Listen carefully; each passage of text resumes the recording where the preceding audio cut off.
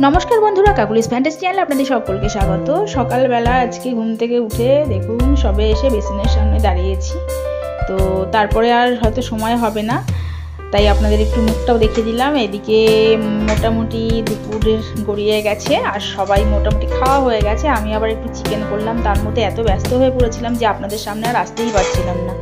তো ভাবলাম যে আজকে রোববার, আজকে আর বাইরের খাবারও আনবো না, আর মাটনটা আপাতত বন্ধ থাক, কারণ ওদের কাকাইয়ের তো খুব শরীর খারাপ, সামনেই আছে ওটি, সামনের বুধবার ওটি হবে, মঙ্গলবার ভর্তি হবে। তো এখন একটু হালকা খাওয়াই ভালো, এই কারণে কাঁচা লঙ্কা দিয়ে আজকে চিকেনটা একদম সাদা রঙটা করা, একদম দেখেই বুঝতে পারছেন যে একদম রং বলে দিচ্ছে, খুবই হালকা।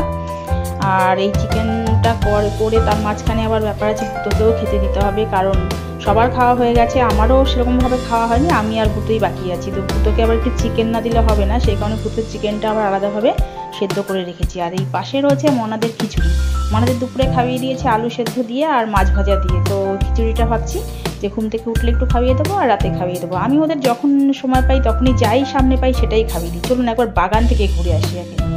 তো চলে এলাম বাগানে, বাগানে অনেক ফুল ফুটেছে দেখেছেন। ওর বাবা না দেখছি ইদানিং একটা কি যেন সার দিচ্ছে গাছের মধ্যে, যদিও নাম জানি না। দেখুন কি সুন্দর সুন্দর কুড়ি এসছে। এর আগে সাদা গোলাপও দেখিয়েছিলাম, সেটা ওদিকে। তো অনেক গোলাপ ফুল ফুটেছে দেখেছেন, গাছগুলো বেশ সুন্দর জোর দিয়ে উঠেছে। আসলে যত্ন করলে সব কিছুই ভালো হয়, তাই না? যত্নের উপরেই সব কিছু ডিপেন্ড করে। তো একবার বাগানে না আসলে সত্যিই ভালো লাগে না, সেই কারণে আপনাদের সামনেও নিয়ে আসি। দেখুন লঙ্কা গাছে না নতুন নতুন পাতাও গজিয়েছে, আবার ছোটো ছোটো ফুলও এসছে দেখলাম। আর এই গাছটা দেখি, এই গাছটা আমার খুব প্রিয়। এই কালারটা দেখলে মনটা পুরো ভরে ওঠে, কি সুন্দর কালারটা, মনে হয় ফুলের মতো, কিন্তু ফুল না, তাই না? গাছের পাতাগুলোই এরকমভাবে ফুলের মতো কালার। ফুলটা কিন্তু মাঝখানে গুড়ি গুড়ি টাইপের, দেখলে বুঝতে পারবেন যে ফুলগুলো কীরকম আছে।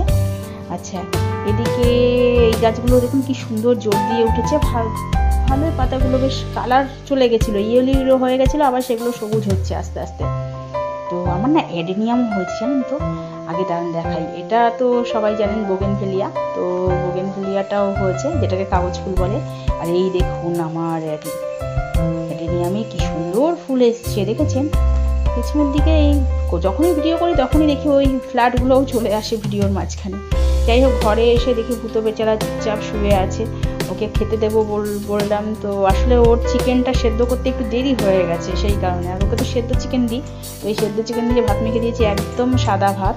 তো এটাই ওকে দিই, ও খেয়ে নিই, কারণ বেচারা খিদে পেয়েছে। দেখছেন কীভাবে খাচ্ছে, শুধু একবার দেখুন কীরকমভাবে শুয়ে থাকে।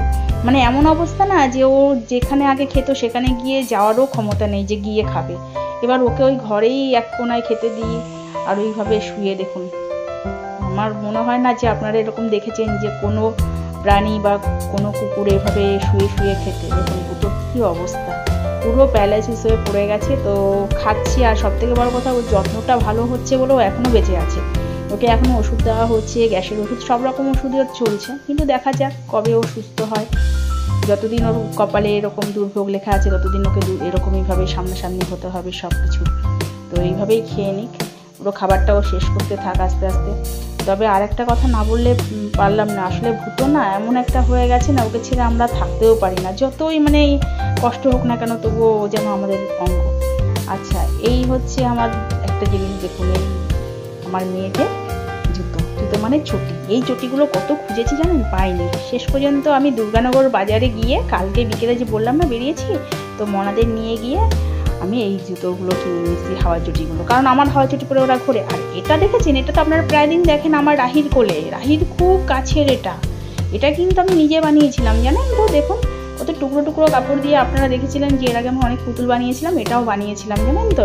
তো তখন তো আর বুঝিনি যে আমার দুটো মাত্র কন্যা আসবে, তো আমি তো বানিয়েছিলাম জাস্ট আমার হাতের কাজ করার জন্য। যাই হোক, ওদের খুব পছন্দ বলে আমি এটা দিয়ে দিয়েছি যে ওরা এটা নিয়ে খেলা করুক। আর এই দেখুন ভুতোর খাওয়া পুরো কমপ্লিট, এবার একটু ওকে জল দেবো, জল খেয়ে নিই, জলটাও দিয়ে দিই। আর আমিও আমার কাজ সারি, আমি এখন স্নানও করতে পারিনি, প্রায় দুপুর গড়িয়ে বিকেল হতে চললো, এখনও স্নান হয়নি। রোজই এরকম সময় হয়, কারণ ছোট বাচ্চা তো, তাদের সব কিছু করে ভুতোকে খাইয়ে তারপরে আমি স্নান করি, তারপরে আমার আস্তে আস্তে কাজগুলো শুরু হয়। এখনও আমার সেভাবে খাওয়া হয়নি, সকালে টিফিন তো বলতে গেলে খাওয়াই হয় না, আমি মনাদের সঙ্গে একটু খেয়ে নিয়েছিলাম ওই। এখন আমিও আস্তে আস্তে স্নান খাওয়া করি। আজ তবে এই পর্যন্তই রাখছি, এরপর নিয়ে আসছি নতুন কোনো ব্লগ। নমস্কার।